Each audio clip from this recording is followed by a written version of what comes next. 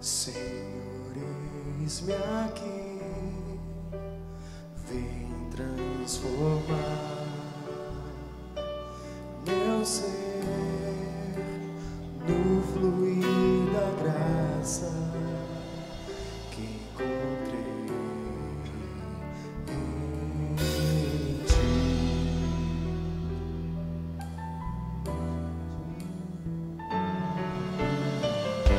Senhor, descobri que as fraquezas que há em mim podem ser vencidas no poder do teu amor, Senhor, junto a ti. Junto a ti, teu amor me envolve.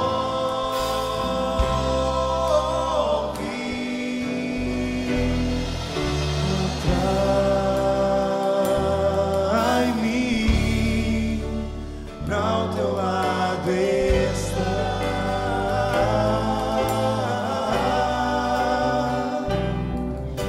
Espero em ti e subo como águias nas asas do Espírito. Contigo voarei no poder do teu amor.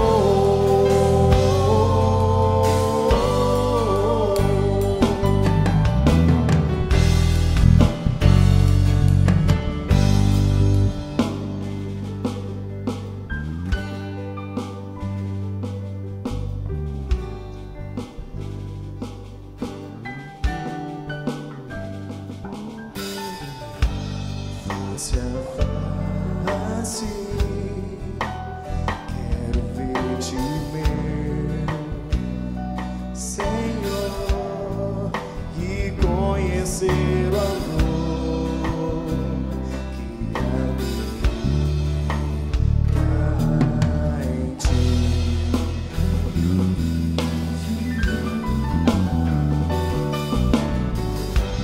Vem renovar minha mente em teu querer, meus dias viverei no poder do teu amor. Junto a ti, junto a ti, teu amor me envolve.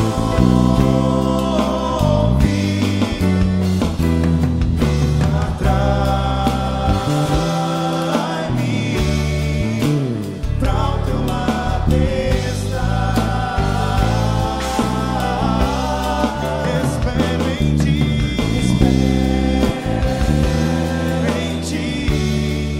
e subo como águia nas asas do Espírito. Contigo voarei no poder do teu amor.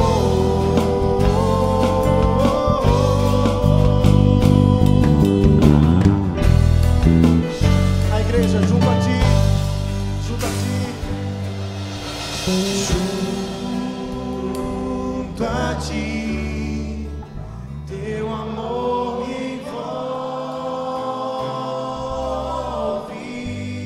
Espero em ti,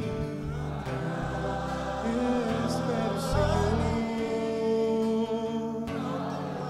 de estar.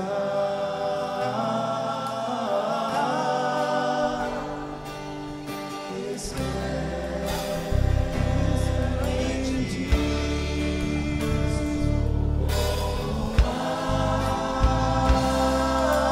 águia nas asas do Espírito. Contigo voarei no poder do teu amor.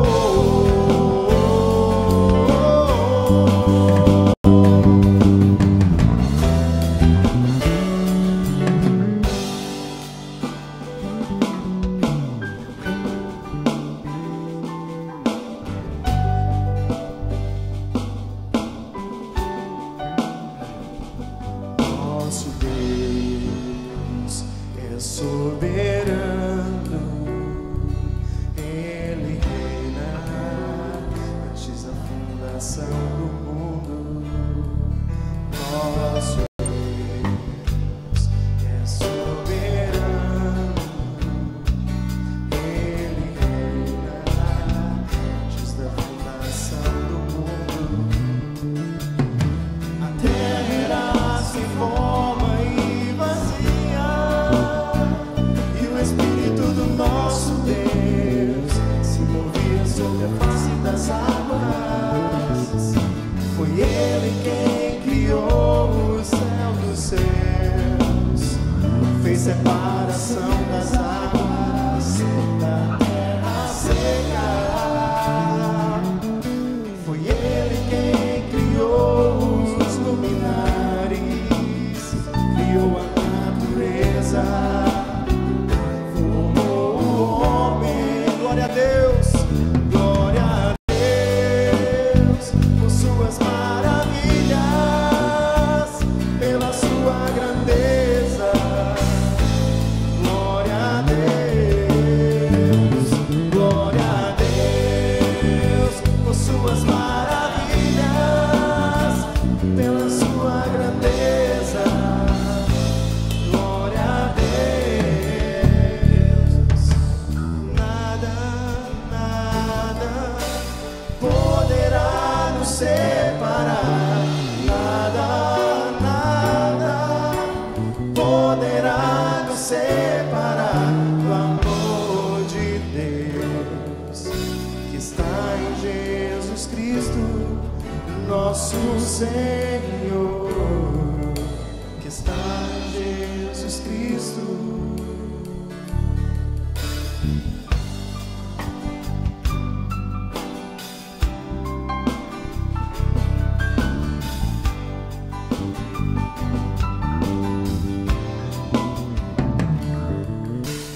Quem nos separará do amor de Cristo? Será tribulação, angústia ou perseguição, fome ou nudez, perigo ou espada. Quem nos separará? Quem nos separará do amor de Cristo?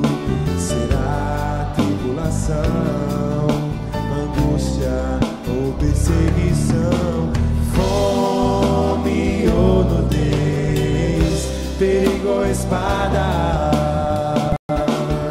Porque eu estou bem certo de que nem morte nem vida, nem anjos nem principados, nem coisas do presente nem do porvir, nem poderes, nem altura, nem profundidade, nem qualquer outra criatura poderá nos separar do amor de Deus que está em Jesus Cristo, nosso Senhor, que está em Jesus. Nada, nada, nada poderá nos separar. Nada, nada poderá nos separar do amor de Deus que está em Jesus Cristo, nosso Senhor, que está em Jesus Cristo, nosso Senhor.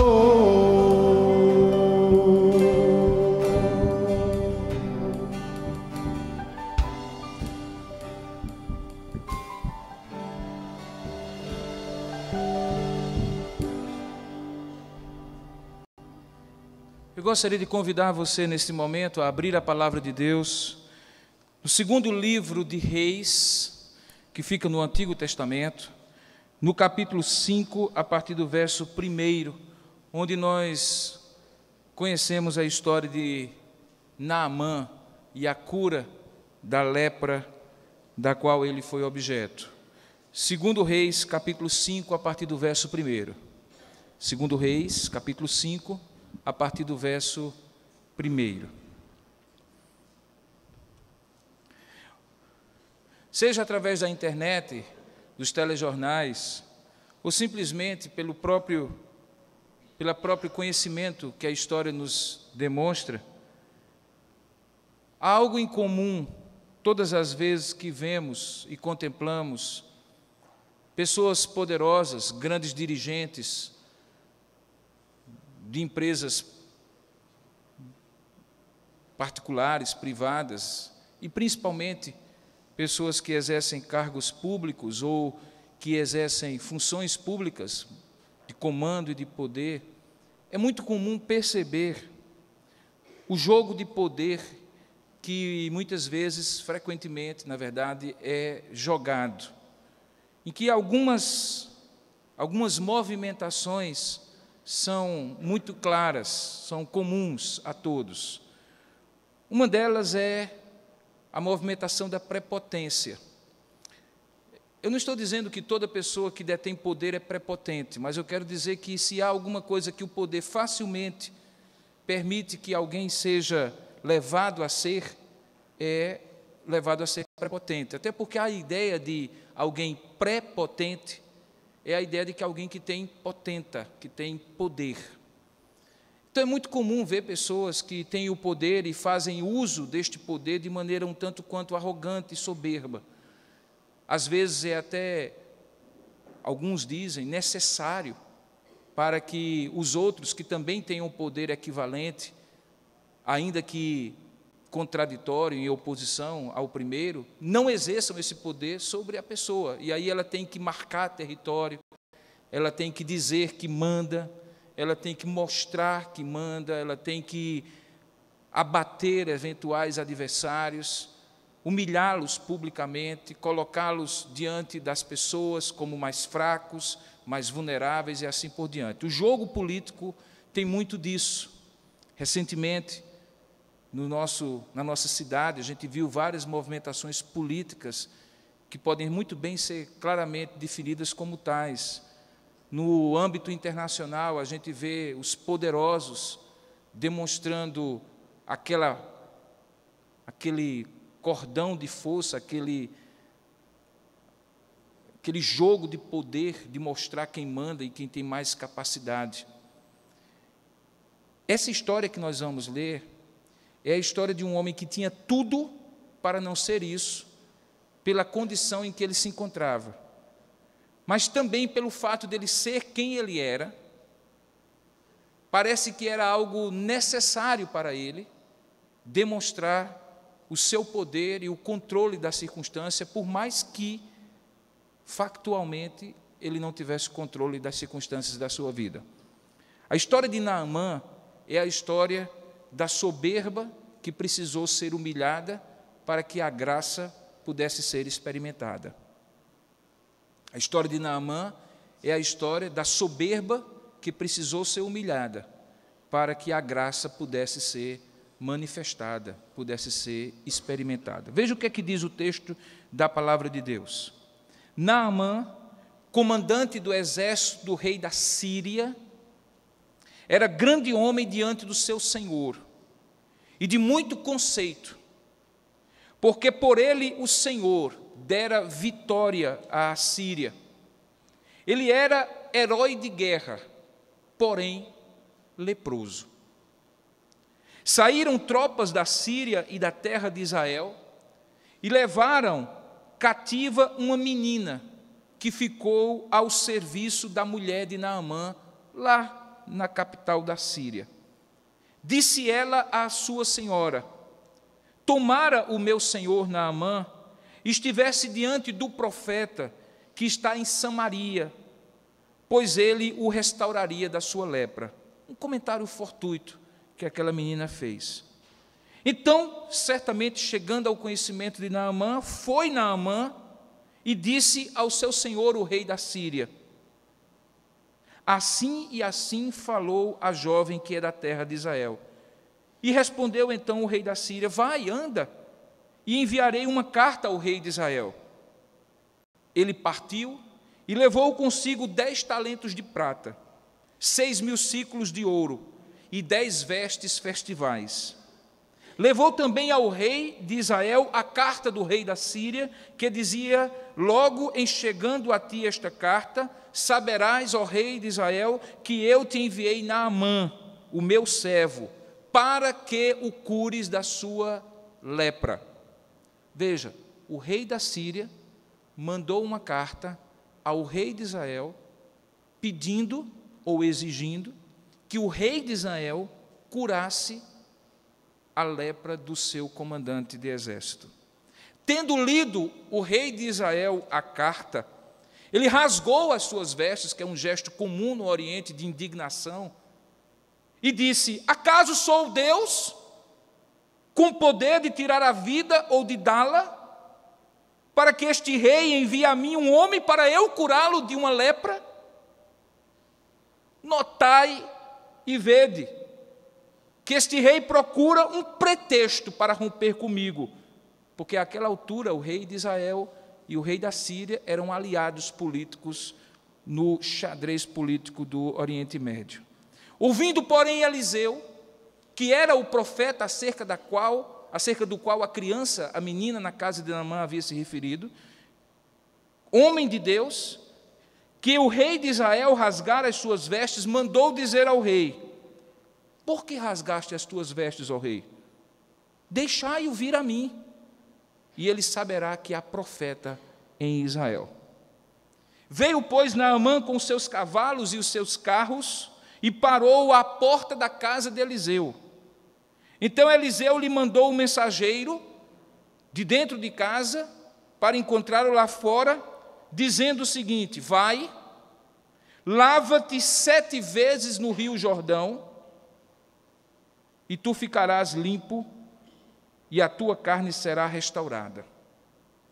Naamã, porém, muito se indignou, e se foi dizendo: pensava que ele sairia a ter comigo, ficaria de pé diante de mim, pôr-se-ia de pé e invocaria o nome do Senhor, o seu Deus, moveria a mão sobre o lugar da lepra e restauraria o leproso. Não são, porventura, Abana e Farfá, rios de Damasco, melhores do que todas as águas de Israel? Não poderia eu lavar-me neles e ficar limpo? E voltou-se e se foi com indignação. Então se chegaram a ele, Naamã, o general, os seus oficiais, e lhe disseram: meu pai, se te houvesses dito o profeta alguma coisa difícil, acaso não o farias ou não a farias? Quanto mais, já que apenas te disse: lava-te e ficarás limpo. Então ele desceu, mergulhou no Jordão 7 vezes, de acordo consoante com a palavra do homem de Deus, e a sua carne se tornou como a carne de uma criança, e ele ficou limpo. Voltou ao homem de Deus, ele e toda a sua comitiva, veio, pôs-se diante dele e diz: eis que agora reconheço que em toda a terra não há Deus senão em Israel. Agora, pois, te peço, aceites um presente do teu servo. Porém ele disse: tão certo como vive o Senhor, em cuja presença estou, não o aceitarei. Instou com ele para que o aceitasse, mas ele, o profeta, recusou. Então disse Naamã: se não queres, peço-te que ao teu servo seja dado levar uma carga de terra de 2 mulos, porque nunca mais oferecerá este teu servo holocausto, nem sacrifício a outros deuses, senão ao Senhor. Nisto perdoe o Senhor a teu servo, quando o meu senhor entra na casa de Rimon, que era um deus da Síria, para lhe adorar, e ele se encosta na minha mão, e eu também me tenha de curvar-se, ou de me encurvar na casa de Rimon. Quando assim me prostrar na casa de Rimon, nisto perdoe o Senhor a teu servo. E então Eliseu lhe disse: vá em paz.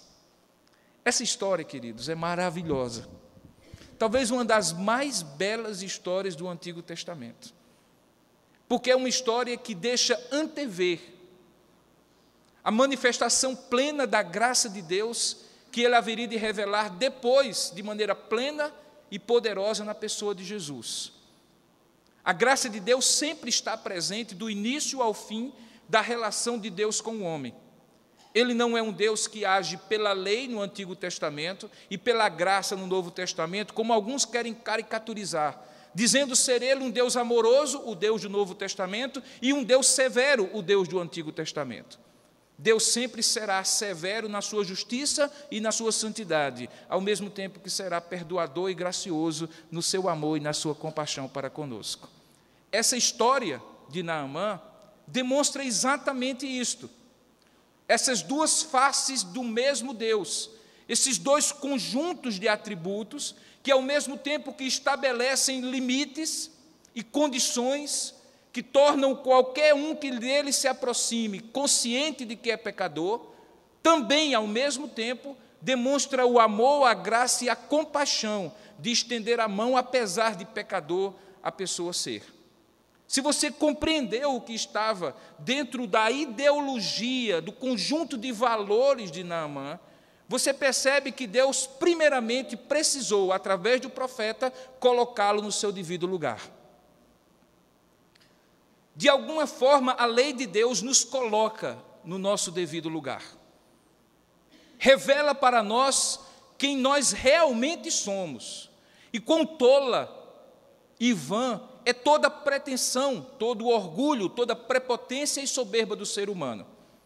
Prepotência, orgulho e soberba que Naamã estava acostumado a exercer, seja porque aparentemente havia conquistado, supostamente havia conquistado este direito de ser prepotente, de ser orgulhoso, de ser soberbo, seja porque os outros reconheciam, pelo cargo que exercia, uma determinada singularidade naquela pessoa de Naamã.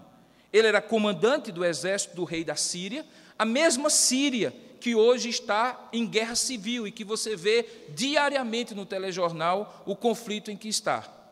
A mesma Damasco, para onde, depois, muitos anos depois, Paulo se dirigia e se encontrou, Saulo de Tarso, então, se encontrou com Jesus e se transformou no apóstolo Paulo. Naquela região, ser um comandante do exército do rei da Síria era equivalente a ser o general maior de um exército de um grande país dos dias de hoje. Quem sabe o comandante em chefe das Forças Armadas dos Estados Unidos, ou da Rússia, ou da China, ou da Alemanha, ou de qualquer grande nação, poderosa nação. Não era algo ou alguém que muitos chegavam a alcançar, que muitos certamente desejavam e ambicionavam, mas poucos, alguns poucos chegavam a alcançar. Ele era um grande homem diante do seu senhor, o rei da Síria, porque era homem herói de guerra, alguém que tinha mostrado serviço de lealdade, desprendimento e compromisso com o seu país. Ele tinha consciência de que, como herói de guerra, era absolutamente reconhecido como a segunda pessoa no reino da Síria. Tanto é que, quando o rei da Síria toma conhecimento de que havia um desejo em Naamã de ter o seu problema resolvido, imediatamente acionou os canais diplomáticos e enviou uma carta para o rei de Israel, que naquela época era aliado político da Síria. Ele não era apenas alguém poderoso, mas era alguém que reconhecidamente era poderoso, e todo este poder nas mãos de um homem, sendo este homem qualquer um que seja, eu ou você, ou Naamã, produz a possibilidade, a tendência deste poder ser exercido com prepotência, com orgulho e com soberba. Fica nítido que era isto que havia no coração de Naamã. Ele se sente afrontado, em que o profeta, quando lhe recebe, não sai à porta, não faz todos os salamaleques que ele estava acostumado a receber em Damasco, não dá a ele a verdadeira honra que ele estava acostumado a receber no seu país, não se dá nem sequer o trabalho de recebê-lo pessoalmente, mas da sala de espera, do lado de fora da casa do profeta, já diz para ele, através de um menino, de um ajudante, o que ele deveria fazer. Ele se sente afrontado com a simplicidade da proposta que o profeta lhe fazia, dele simplesmente ir ao Rio Jordão e se banhar 7 vezes. Ele imaginava que seria digno de ter uma audiência em privado com aquele profeta. Afinal de contas, ele estava portando uma carta do seu senhor, o rei da Síria. Afinal de contas, ele era o comandante do exército da Síria. Afinal de contas, ele estava acostumado às pessoas terem todo tipo de deferência para com ele. Ele era acostumado às pessoas pararem suas agendas para lhe dar uma atenção exclusiva. Ele era acostumado a mandar, a ordenar, a ver as pessoas tremendo diante da sua presença.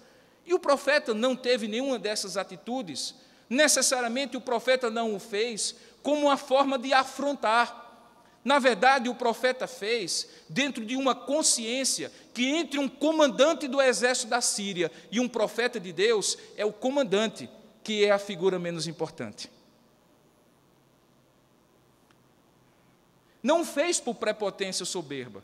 Tanto é que quando, desde o início, o rei fica indignado e se rasga, imaginando que aquela ideia que o rei da Síria havia enviado para ele era um pretexto para entrar em guerra, o profeta, com muita serenidade e mais firmeza, disse: não se preocupe, rei de Israel, envie o homem, traga o homem, mande vir o homem, e ele saberá que há um profeta em Israel, um profeta de Deus. Toda aquela atitude do profeta foi usada por Deus para deixar claro qual era o lugar devido, verdadeiro, real, que Naamã deveria ter e admitir que tinha.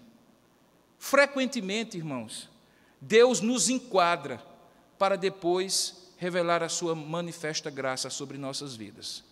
Frequentemente nós chegamos com toda uma bagagem de atitudes, imaginando que é privilégio de Deus em nos ter como filhos e servos.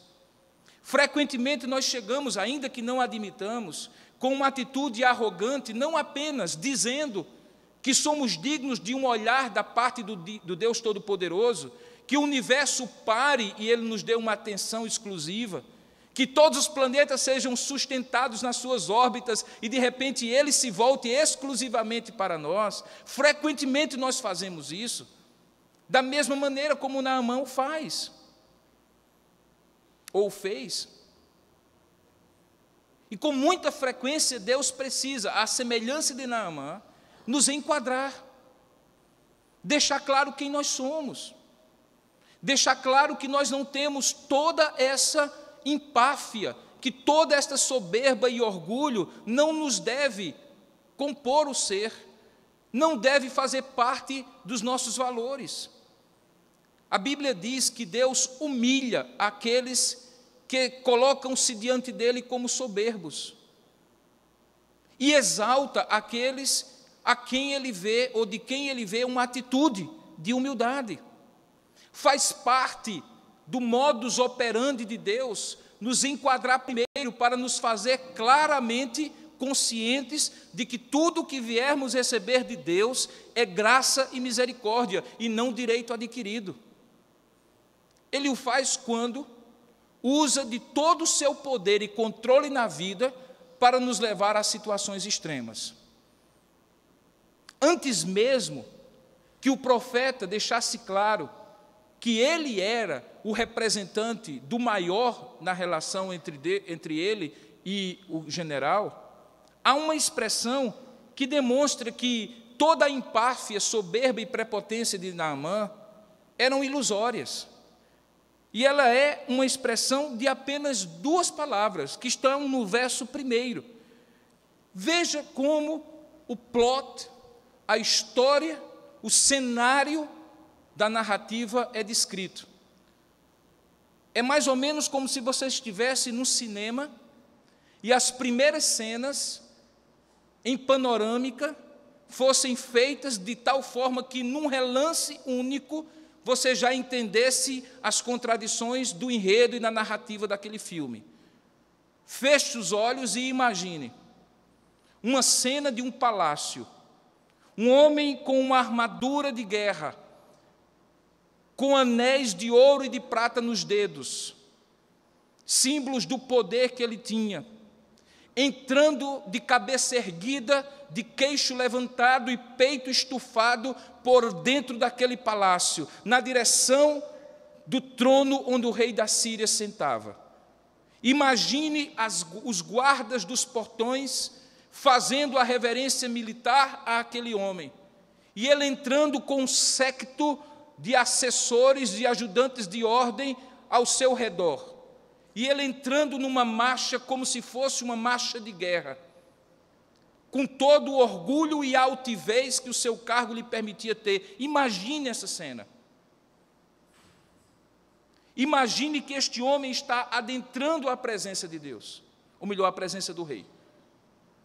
Porque é assim que é descrito: Naamã, comandante do exército do rei da Síria, era grande homem diante do Senhor, e de muito conceito, porque por ele o Senhor dera vitória ao rei da Síria. Era ele herói de guerra. Mas aí, de repente, a câmera fecha e mostra o rosto de Naamã. É um rosto desfigurado pela lepra. De repente, uma outra câmera se fecha na mão que segura a espada na bainha, e é uma mão desfigurada pela lepra.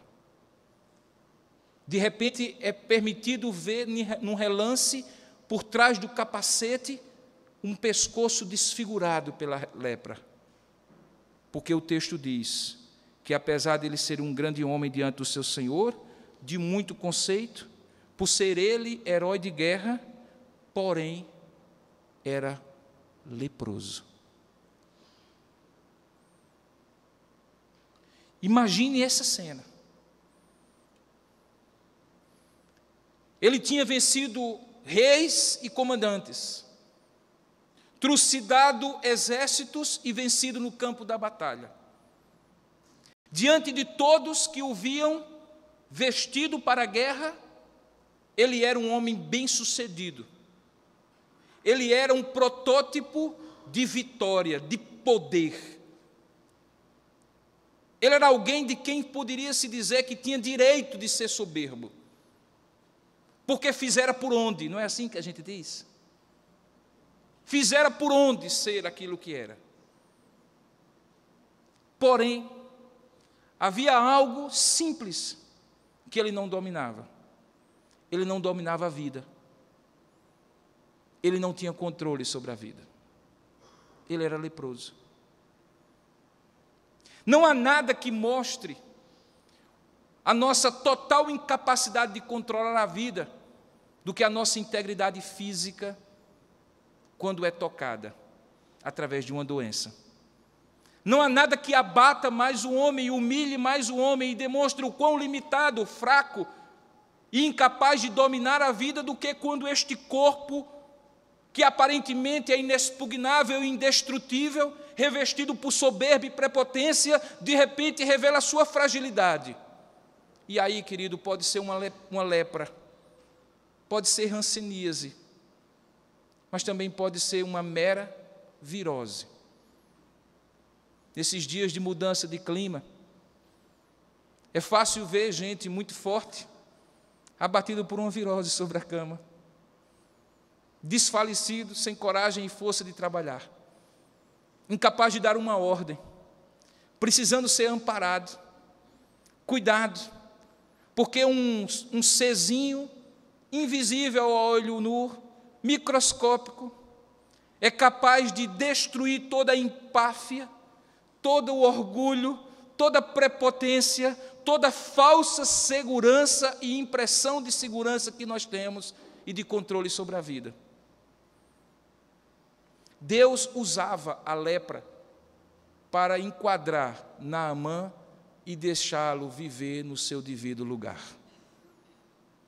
Não me perguntem por que Deus pode fazer isso. Ele pode, porque Ele pode, querido. Ele é quem controla a vida. Perguntem-me, talvez, por que Deus escolheu controlar a vida de Naamã através dessa forma. Porque dentre todo o arsenal, ou em todo o arsenal de Deus, de A a Z, sendo Ele todo-poderoso e podendo usar de todas as formas que Ele poderia imaginar, para mostrar a Naamã que a empáfia, o orgulho, a prepotência e a soberba não poderiam ser cultivados no seu coração, por que Ele resolveu usar a lepra? E eu lhe respondo, para que essa história acontecesse. Deus usou a lepra na vida de Naamã para que ele, uma vez convencido de que ele precisava ser humilhado na sua soberba, ele pudesse experimentar a graça de Deus além do quebrantamento. Queridos, deixa eu lhe dizer uma coisa. Todas as vezes que Deus lhe quebra, é porque quer refazer sua vida. Todas as vezes que Deus permite que você caia, é porque Ele quer lhe levantar. Todas as vezes que Deus lhe enquadra, lhe humilha, usa pessoas para demonstrar que você não é nada, que você é pequeno demais, que sua vida é limitada, que seu corpo é frágil, que sua mente é frágil, que sua saúde é frágil, que você de fato não controla a vida. Se você conseguir entender a mensagem, você estará exatamente voltado na direção que Deus quer que você se volte, que é a direção do quebrantamento e da humilhação, que vão lhe permitir que você conheça a graça de Deus, que sempre será graça apesar de você. Porque graça que fosse por sua causa não seria graça, seria mérito. Graça é graça porque sempre será graça apesar de você. Há um porém que limitava Naamã, e que era o porém dele ser tão poderoso e, portanto, aparentemente, supostamente capaz, isento de qualquer reprovação popular e social por ser soberbo e prepotente. Havia um porém que o humilhava: ele era leproso. Mas por cima e acima do porém que humilha, existe o porém que dá graça. E olhe que acontece essa história, que tem tons shakespearianos. É uma menina, uma guria, uma serviçal, com todo respeito pelo termo, uma empregada doméstica que estava na casa da mulher de Naamã. Não foi o rei de Israel que mandou um convite para Naamã, foi uma menina. Sabe aquele termo que a Bíblia diz que Deus usa, as coisas que nada são, para envergonhar os que são? Sabe aquele texto da palavra de Deus, Paulo escrevendo aos Coríntios, quando ele diz que ele usa as coisas loucas deste mundo para envergonhar as que são sábias? Deus usa uma menina. Há muitas meninas no meio da rua, muitos meninos, muitos instrumentos pequenininhos, que diuturnamente Deus usa na sua vida para lhe enquadrar, para lhe dar lições de quem você realmente é. Mas não apenas isso, para lhe dar também lições de quem Deus é, se você o buscar, de quem Deus pode ser para você, se você o encontrar. Porque aquela menina faz um comentário, eu fico imaginando novamente uma cena de um filme, aquela menina varrendo a casa na sua cozinha. E você sabe que varrer dá vontade da gente conversar, para não pensar no movimento físico repetitivo, e a gente vai varrendo e vai conversando, e aquela menina varrendo, olhando talvez para uma ou outra, diz assim: ó, eu vou dizer uma coisa, se o profeta se encontrasse com o meu Senhor, ele não seria mais leproso. E você sabe que conversa de cozinha vai para a sala, da sala vai para o quarto, daqui a pouco chega ao ouvido de Naamã. Como é? tem um profeta, chama essa menina. Menina, que história é essa que tem um profeta que pode curar a minha lepra? E a menina disse, o nome dele é Eliseu, da terra de onde eu vim. Então eu vou resolver. Mas qual seria a atitude, querido, que Naamã poderia tomar? Simplesmente, de um país aliado para outro país aliado, sair da sua terra com a autorização do rei e ir para a terra de Israel e procurar o profeta. Mas não, ele não está acostumado a esse contato direto de um comandante de exército com um profetinha qualquer numa terra estrangeira, mesmo sendo aliada. Ele então vai pelos canais diplomáticos, ele faz uma injunção, uma solicitação ao Itamaraty da Síria, e solicita que um termo diplomático seja expedido, para que ele tenha não apenas acesso, mas ele também entre e chegue àquele lugar com todo o poder e autoridade que estava claro que ele gostaria de receber na terra de Israel. Ele não queria a cura, ele queria a cura se, e que própria pretensão, né?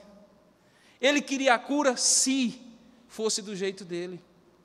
Ele queria a restauração se fosse da maneira dele. E qual era a maneira dele? A maneira da pompa e da circunstância. Então ele pede que o rei da Síria entre em contato com o seu contraparte em Israel e os termos diplomáticos sejam estabelecidos. O hilário, o absurdo da situação é revelado nas palavras do rei de Israel. Porque ele não estava pedindo que o rei de Israel providenciasse mais uma companhia do exército para fortalecer uma fronteira. Isso o rei de Israel podia fazer. Ele não estava esperando que o rei de Israel fizesse alguma movimentação diplomática para reforçar um ponto em comum dos dois países. Ele então estava esperando que o rei de Israel fizesse uma injunção ao rei do Egito, mostrando que havia poder ali entre Israel e Síria maior do que do Egito. Ele estava pedindo que o rei de Israel resolvesse o problema da lepra do seu comandante. Parece hilário. É tão ridículo que o rei de Israel entende que aquilo talvez não seja um pedido sincero, seja uma provocação. Porque como é que um rei pede a outro para resolver um problema que não está ao alcance de ninguém resolver? Você sabe que uma das coisas que os poderosos fazem é colocar uns aos outros em situações tão difíceis que justifiquem medidas retaliadoras. E era esta a ideia.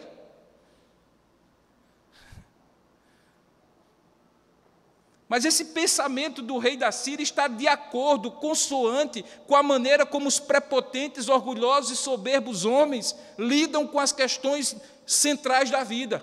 Eles acham que porque têm dinheiro podem comprar tudo, que porque têm poder todos se dobrarão, porque têm amigos todas as portas se abrirão, porque têm o cargo, o poder, a caneta e a função, todos se submeterão.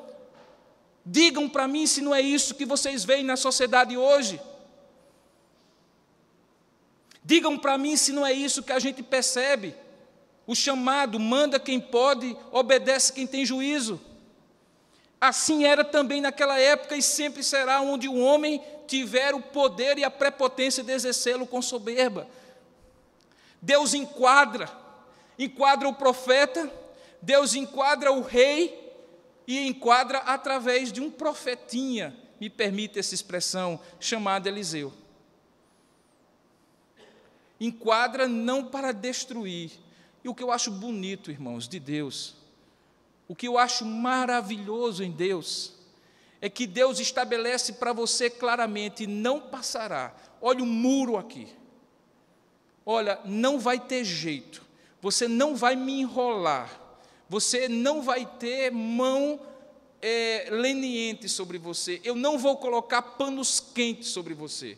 Eu não vou dar vazão ao seu orgulho. Eu não vou permitir que sua soberba seja estabelecida. Deixe muito claro, quem manda aqui sou eu, Robson. Quem manda aqui sou eu, Eduardo. Quem manda aqui sou eu, João. Quem manda sou eu, Vandir. Quem manda sou eu.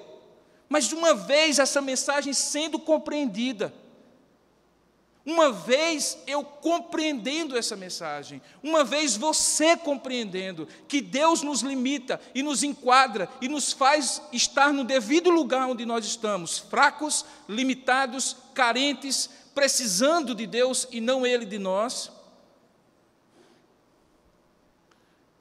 observando o quebrantamento do nosso coração, Ele então se torna um Deus que tem uma atitude amorosa, compassiva, restauradora. De modo sucinto, a Bíblia diz que Deus resiste ao soberbo. Resistir é o termo que está posto lá no Novo Testamento para firmar uma posição. Daqui não passa. Eis aqui o seu limite, pecador. Eis aqui o seu limite, pecador soberbo. Eis aqui o seu limite, pecador prepotente. Você pensa que manda na vida, eis aí a lepra para mostrar que você não é nada. Você pensa que controla as coisas, eis aí as circunstâncias incontroláveis da vida. Você pensa que consegue tudo, eis aí o seu limite. Humilhe-se diante da vida, humilhe-se diante do Criador da vida, reconheça que você é pequeno diante do universo, diante da própria vida. Sim, Senhor, eu sou. E aí Ele dá graça aos humildes. Deus resiste aos soberbos, mas dá graça aos humildes. No Antigo Testamento é posto de outra forma, que Deus, o próprio Deus, habita num alto e sublime trono, inalcançável e inacessível, que eu não consigo nem mesmo vislumbrar, dada a glória da sua santidade. Mas Ele também habita com o quebrantado e contrito de coração. Entenda, Ele habita inacessível ao soberbo. Ele habita completamente acessível ao quebrantado e contrito. Ele não ouve a oração do soberbo. Ele se volta e dá uma atenção exclusiva à oração do humilde. E é assim que acontece com Naamã. O profeta não o recebe, ele reage negativamente. Tem uma atitude negativa. O profeta dá uma ordem clara: vá ao Rio Jordão e se banhe 7 vezes. Ele questiona o modus operandi de Deus, a pertinência de Deus. Ora, se era para beber a água de um rio, se era para se banhar na água de um rio, melhor que fosse nas águas cristalinas dos rios de Damasco, e não nessa água barrenta de Jordão. Por que 7? Por que não 3? Por que sem rio nenhum? Por que não simplesmente colocar a mão sobre a minha pele e a lepra desaparecer? Você sabe qual é a pretensão e soberba do ser humano? É dizer a Deus como Deus deve ser. É dizer a Deus como Deus deve fazer. É dizer a Deus: sim, Deus, eu quero a sua bênção, agora vamos negociar os termos? Sim, Deus, ok, eu estou leproso e o Senhor vai resolver. Agora, deixe-me dizer qual vai ser a melhor maneira para mim. Ao invés de ser assim, pode ser assim? Vamos negociar dessas formas? E Deus simplesmente resiste e diz: não passará. Não passará. Amigo, nós não estamos negociando. Aqui quem manda sou eu. Quem manda na vida é o doador da vida. Você é donatário da vida.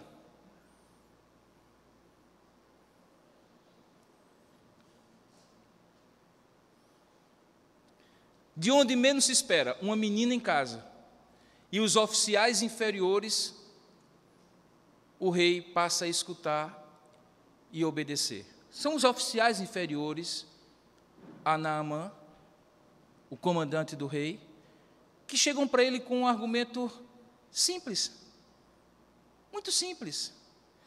Meu rei, meu pai, se ele pedisse o mais difícil, o senhor não faria?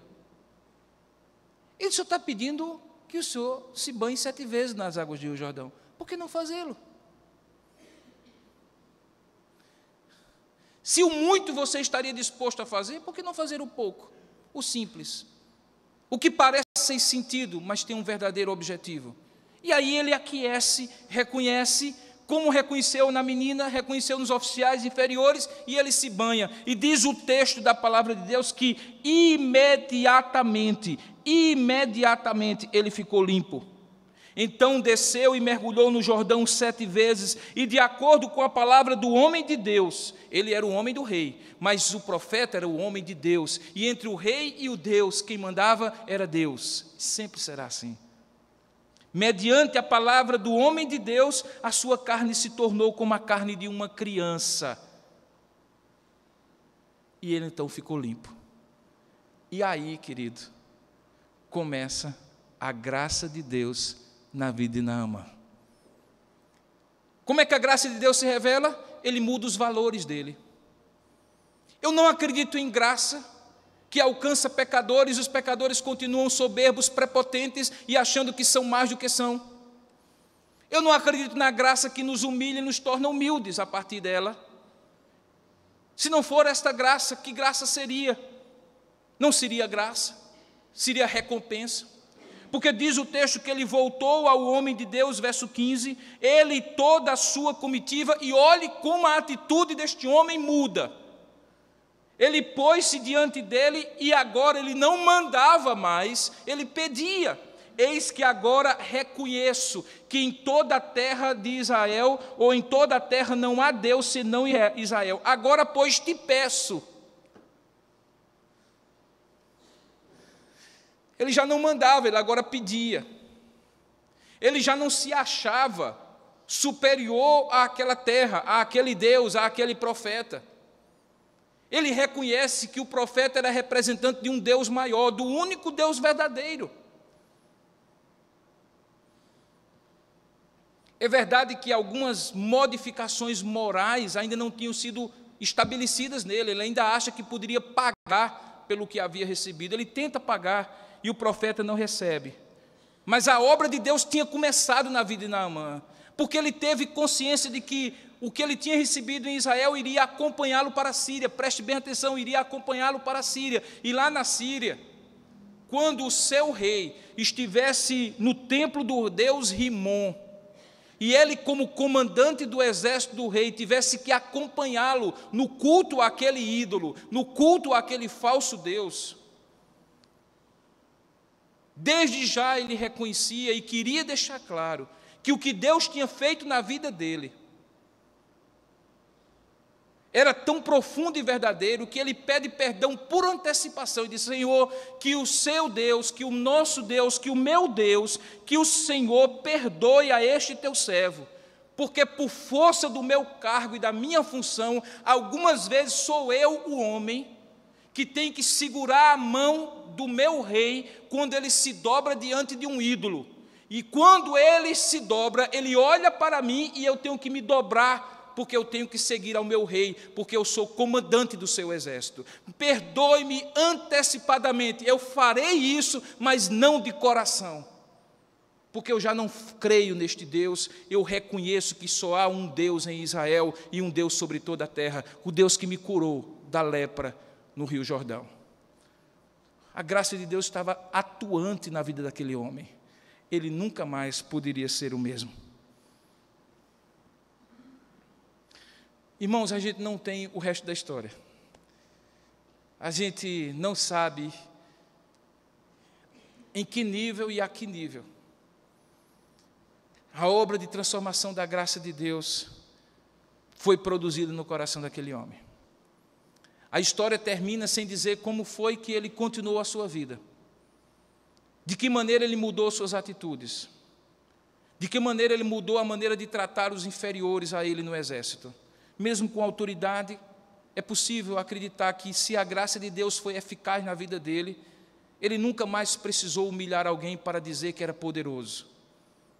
Ele nunca precisou fazer aquilo que estava acostumado a fazer para manifestar sua pretensa, sua sabedoria, sua soberba, seu poder, sua arrogância.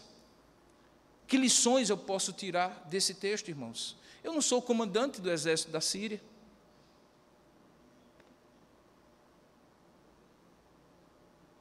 É ledo engano. É um grande engano achar que a soberba e o orgulho estão atrelados ao coração dos homens que são poderosos apenas.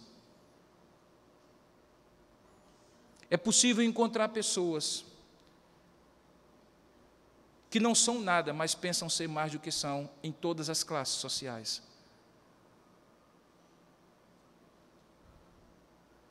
Na verdade, diga-se de passagem, o ser humano é tão soberbo que basta a ele um crachá para ele se sentir chefe. Basta a ele uma função e uma comissão. Basta a ele um aceno do poderoso de plantão para que ele já comece a andar sobre tamancos, pisando no pescoço dos demais que há pouco tempo atrás eram iguais a ele naquela função. Sabe por quê, querido? Porque a soberba está ligada ao coração do homem de maneira visceral. É preciso que eu e você peçamos a Deus: Deus, trata com a minha soberba, trata com o meu orgulho, trata com a minha vaidade. Tem muita gente que confunde vaidade, acha que vaidade é externa. Vaidade não é externa, irmãos. Vaidade é essencialmente interna. Não tem a ver com roupas suntuosas, embora possa ser manifestação da vaidade. Vaidade tem a ver com o coração humano, que sempre está disposto a pensar ser mais do que efetivamente é. Deus precisa tratar com a gente. Deus precisa tratar com você, meu irmão. Queira Deus que Ele não use de medidas tão radicais como usou com Naamã. Queira Deus que Ele não precise tocar na sua saúde. Queira que Ele não precise tocar na sua família. Permitir você enfrentar o luto. Permitir você enfrentar a decadência financeira, o ocaso profissional, a vergonha social. Queira Deus que Ele não precise usar de medidas extremas. Que você seja alguém que, na hora em que Deus tocar, você esteja miudinho na presença dEle e diga: sim, Senhor, sim, Senhor, sim, já entendi, já entendi, já entendi. Porque se você estrilar, se você der uma de forte, de valente, de corajoso, se você der uma de poderoso e quiser peitar Deus, vai sobrar para você, querido. Redondinho vai sobrar para você. Por que que Deus faz assim? Porque Ele é Deus, querido. Sua vida só serve se for para ser vivida para a glória de Deus. Deus lhe ama, mas Ele ama mais a si mesmo. Ele não dará glória a ninguém. Ele não divide com você nada. Você se submete e recebe de Deus tudo o que Ele tem para você. Você não se submete, Ele firma a posição e diz assim: não passará. E você que se vire, querido, para se quebrantar na presença desse Deus, porque Ele é Deus.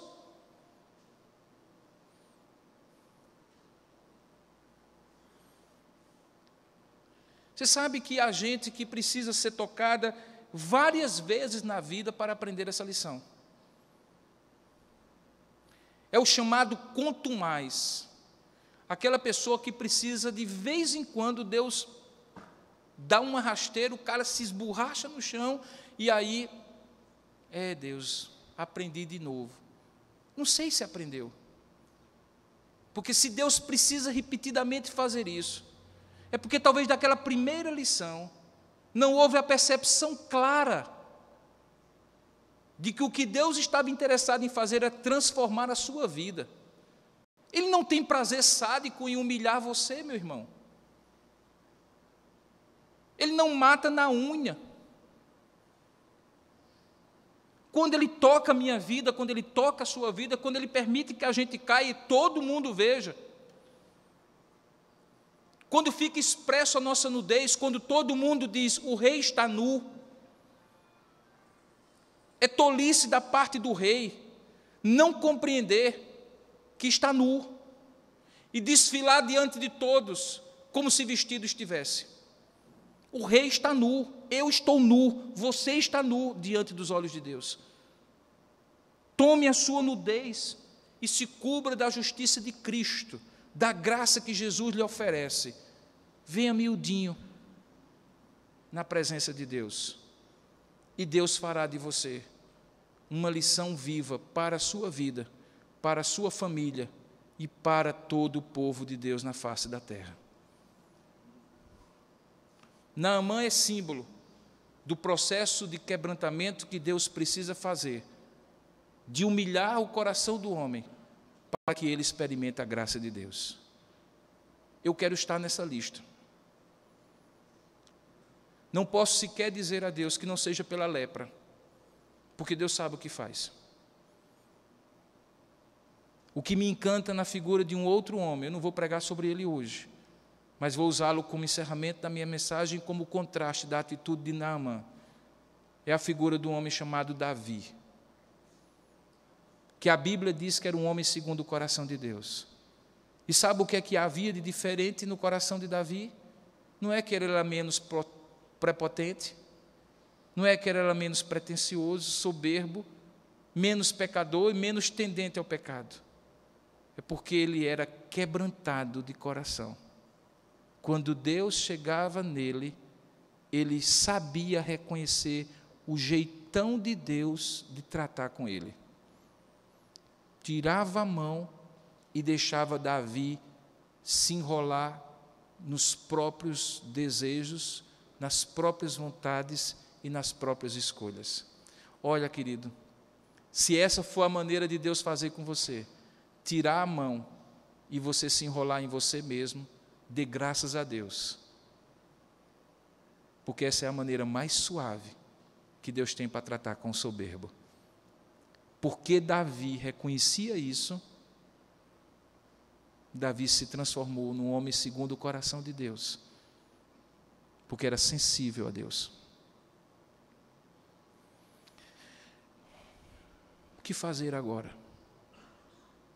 O que fazer diante dessa mensagem? Eu lhe convido, meu irmão, a diante do Senhor agora, de maneira séria, a colocar a sua vida. Talvez você não percebeu até hoje à noite que você está estribuchando com circunstâncias que claramente Deus quer usar para mostrar a sua limitação, o seu pecado, a sua fraqueza. Quebrante-se diante de Deus, irmão. Se dobre diante de Deus. Ah, mas fulano de tal está fazendo isso. Fulano de tal não é nada mais do que um instrumento de Deus na sua vida.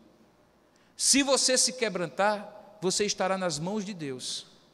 Se você não se quebrantar, Ele continuará usando o fulano de tal na sua vida.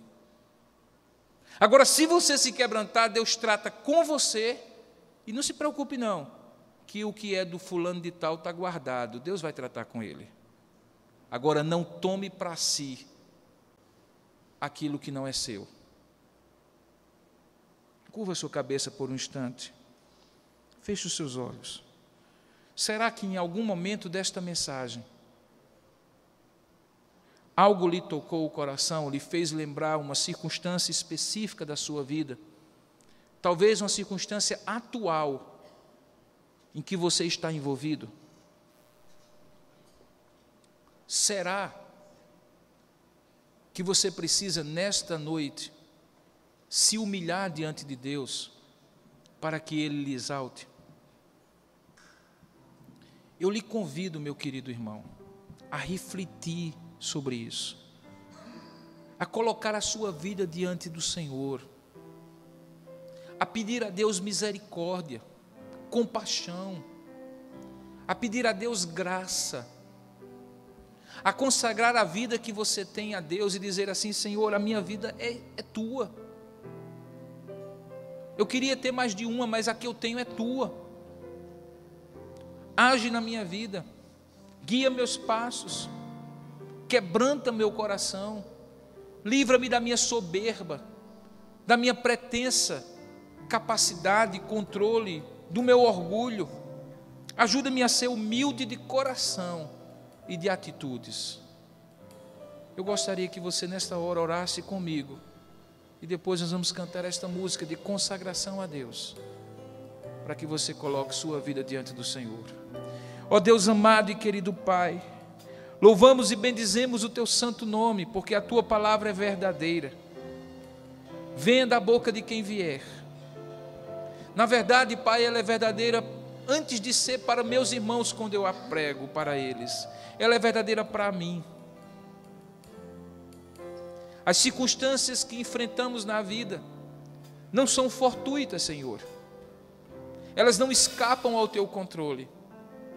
Quando coisas começam a dar errado, quando é claro e nítido o Teu fechar de portas, quando é notório que o nosso limite chega, ó Deus, o que temos a fazer senão nos humilhar diante da Tua presença?